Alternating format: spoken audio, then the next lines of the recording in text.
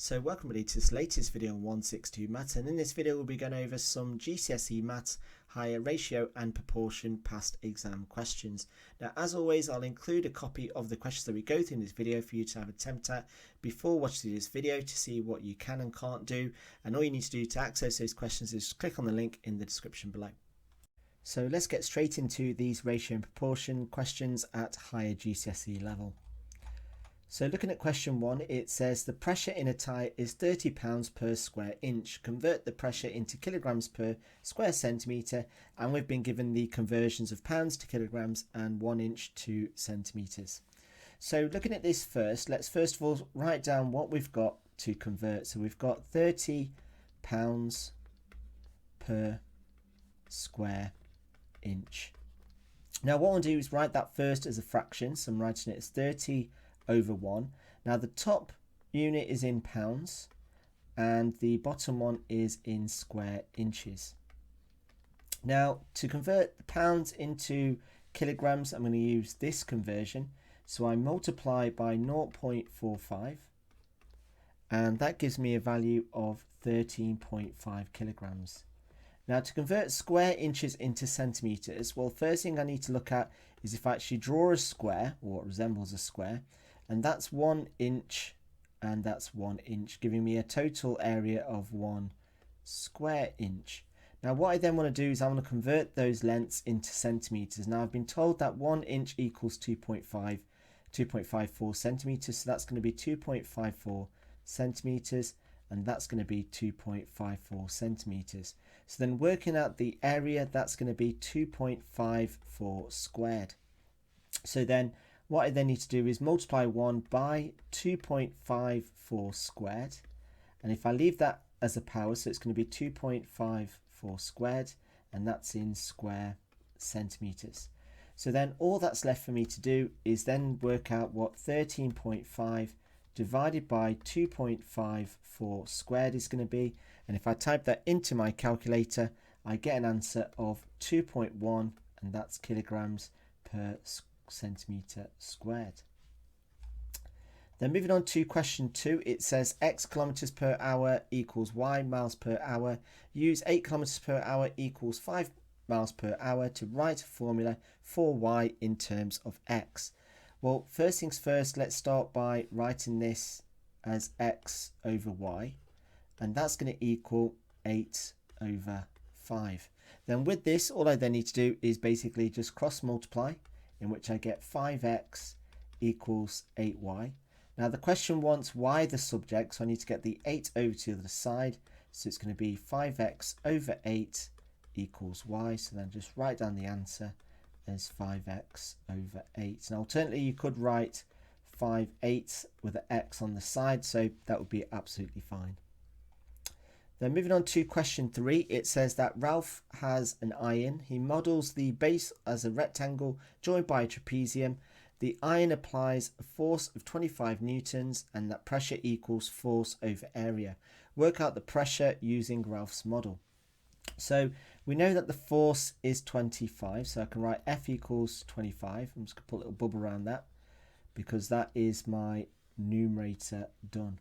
So then all that's left for me to do is work out the area. Now the area, or the total area, is going to be the area of the triangle plus the area of the trapezium. Now to work out the area of the triangle, that's just the base times the height divided by 2. So that's going to be 8 times 10 divided by 2, which equals 40.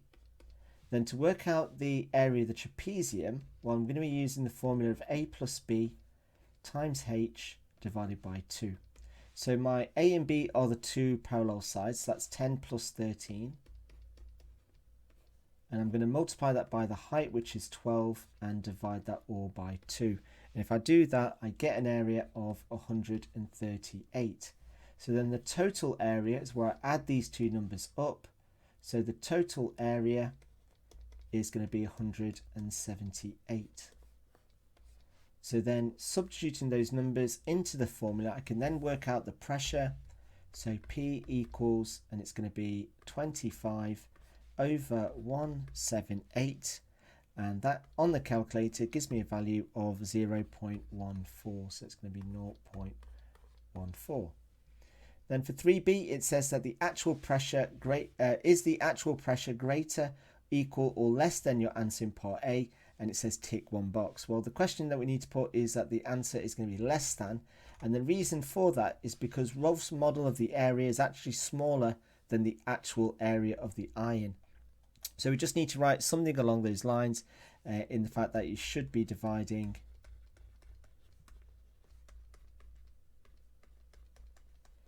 by a bigger number. And you could go into detail as Ralph's area is smaller than the actual area. You could say that the Ralph's measurement is an underestimate, so something along those lines would be good enough for the mark as the explanation. Then moving on to question 4, it says that the diagram shows the side view of a step ladder with a horizontal strut, and the strut is this here, so it's just the support, of a length of 48 centimeters. The strut is 1/3 of the way up the ladder, and the symmetrical cross section of the ladder shows two similar triangles, and it's asking us to work out the vertical height of H of the ladder. So if I just take the triangle out, so here we have two triangles, so the first triangle is the big triangle, and then we've got this smaller triangle inside. Now this triangle here is 2/3, and the big triangle is going to be 3/3. So that means that 48 centimeters as the base is going to equal 2/3. So then to work out what 3/3 is going to be, I do 48 divided by 2 multiplied by 3, and that gives me an answer of 72 centimeters. So this length here is 72. Now the question is asking me to work out the height. So if I take this triangle and draw that again, I know that this is 141, and I know that all of this is now 72 centimeters. Now what I can then do to work out the height is if I just mark the height, let's use a different color, let's go for blue. Here you can see that I've got a right angle triangle where this side here is going to be half of 72, which is 36, and H is what I'm wanting to work out. So using Pythagoras, I get H squared equals C squared minus A squared. So H equals 18585 all square rooted, and if I type that into my calculator, I get an answer of 136.3 centimeters, and that's been rounded to 1 decimal place. Then moving on to question 5, it says that x, y equals c, where c is a constant. Circle the correct statement. So first of all, as you can see, we've got a few y's. So if I can write, if I rearrange this to make y equals a subject, I get c over x. And if I rearrange it to make x the subject, then I get x equals y over c. So looking at this statement here, now because y is first, then I need to use the blue one. So is y directly proportional to x? Well, no, that's not going to be true. Then is y is directly proportional to 1 over x? Well, that is true, so the correct answer is that one there. Now just to prove that the others aren't true, so here y is inversely proportional to 1 over x, or sorry, y is equal to inversely proportional to 1 over x. Well, that's not going to be true, because then it would be y is proportional to 1 over x, which would just equal x. So that's not going to be true. And then x is directly proportional to y, so then x equals, and in this case, rather than using k, they're using c, so it'd be cy, which again is not what's written, so that is going to be wrong again. Then moving on to question 6, it says that p, q, r have positive values. P is directly proportional to the square of q, where p equals 1.25 and q equals 0.5, and q is inversely proportional to r, where when Q is equal to 0.5, R is equal to 6. Work out the value of R when P equals 0.8. So for this particular question, what I need to do is work with this to get a formula involving P and Q. So starting off, it says that P is directly proportional to the square of Q. So if I go through the steps of working with direct proportion, I get equals Q squared. Then substitute the numbers, I get P equals 1.25 when Q is equal to 0.5 squared. So then doing some division, K equals 1.25 divided by 0.5 squared, and I get a K value of 5, which means that the formula then is P equals 5Q squared. I'm just going to put a little box around that. Then moving on to the next bit of information, so looking at this here. So I know that Q is inversely proportional to R. So then going through the steps of working with indirect proportion, I get equals K over R. Then substitute numbers in, I get 0.5 equals K over 6. So K equals 3. So the formula then is going to be Q equals 3 over R. Then all that's left for me to then do is work with this information here. So when P equals 0.8, then Q, then what I get is, let me just put that little box back, and then what we then find is that 0.8 equals 5Q squared. So then 0.8 divided by 5 all square rooted equals Q, and Q equals 2/5. Then what I've then got to do is now substitute Q into this to find out what R is. So I've got 2/5 is equal to 3 over R. Then if I do a bit of cross multiplying, I get 2R equals 15. So R equals 15 over 2, or I can write it as a decimal of 7.5. So any of those two answers for R would be absolutely fine. Then moving on to question 7, it says Jim buys a plant of height of 20 centimeters. The graph shows the height of the plant changes during the next 4 days, and the question is asking us to write down a formula for h in terms of n. Now we know it's a straight line graph, so that means it's going to follow y equals mx plus c. Now in terms of the y-intercept, I know that c is going to equal 20, so it's going to be y equals mx plus 20. So the next thing that's left for me to then do is work out the gradient. So if I just get rid of that pink little circle. Now to work out the gradient, I basically pick two coordinates. And let's go for this one because it's nice and easy. So that's 0, 20. And let's go for the very last one, which is 4, and it's 32. Let me just get rid of that little purple dot so we can actually see. Yes, it is. And let's pull that dot back. So it's 432. Now to work out the gradient of any 2 points, we can then convert that into a triangle. And the gradient is the difference in y over the difference in x. So looking at the two x ordinates, I've got 0 and 4. So that's going to be 4. And the height is going from 32 to 20, so that's going to be 12. So it's 12 over 4, which equals 3, and the gradient is a positive line, so it's going to be plus 3, so m equals positive 3. So then the equation of the line is going to be y equals, it's going to be 3x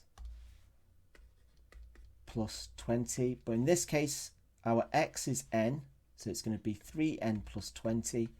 And our y, rather than using y, we're going to use h instead. So my final formula is h equals 3n plus 20.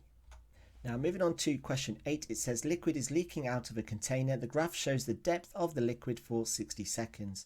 And it says use the graph to work out an estimate of the rate of decrease of the depth at 10 seconds. You must show you're working out. Now for this, what you need to do is first of all find 10 seconds. And then you want to mark the point at 10 seconds where it's on the curve. Now what we actually need to do is we actually need to work out the gradient of the tangent at this point. So what you need to do is, as the curve is curving sort of inwards, what you need to do is with a ruler is to draw a tangent so it's balancing on that curve where it touches that coordinate at one point only. Now, so you could get something that looks like this. Now, with this, they are looking at the mark scheme, they would accept any answer of the gradient of the line that I've just drawn there. So yours might be slightly different. You may end up with a different answer, but as long as your working out is sound, you will get the full 3 marks. So first things first, you need to mark the point at 10:15, then draw a tangent at that point, and then you need to work out what the gradient is of that line. So then working out the gradient, as we mentioned in the previous question, it's the difference up. Now this is going to have a negative gradient, so it's going to be a minus. And looking at the base of that triangle, I make it out to be 30. And the height is going from, I would say, 21 to, I would say, probably 2. So then it's going to be 19 over 30. And it's going to be a minus. So if I type that into my calculator, so minus 19 over 30, I get an answer of 0.63 recurring. Now, in the mark scheme, they would generally accept any answer between minus 0.8 to minus 0.6. And as you can see, on my diagram, it does fit within. But if you did have an answer that's outside of those ranges, so let's say minus 0.5 or minus 1.2, as long as your diagram shows a tangent at that coordinate and you've attempted to work out the gradient and it's a negative gradient because the line is going downwards, you would get the full marks. Then moving on to question 9, it says that a marathon takes place each year. In 2020, there were 6,500 runners. For each of the next 3 years, the number of runners will increase by 5%. Does this predict that in 2023 there will be more than 7,500 runners? You must show your working out. Now for this is a repeated percentage change or a compound interest question. So here we need to write the original amount, which is 6,500. We multiply by the decimal multiplier of a 5% increase, which is 1.05. And we have that to the power of the number of times, which is 3. So this is what we need to type into our calculator. Now if I type that into my calculator, I get 7524.56, which is more than 7,500. So the answer then is yes, it does. Then moving on to our last question, it says that a sequence of numbers is formed by the iterative process, and we've got un plus 1 equals 3 un plus 1, where our first number is 4. And the question is asking us to work out u2 and u3. So there's a couple of ways in which you can do this. So u2 is going to be where we substitute un for the previous answer. So u2 is going to be 3, and then our previous answer was 4 plus 1.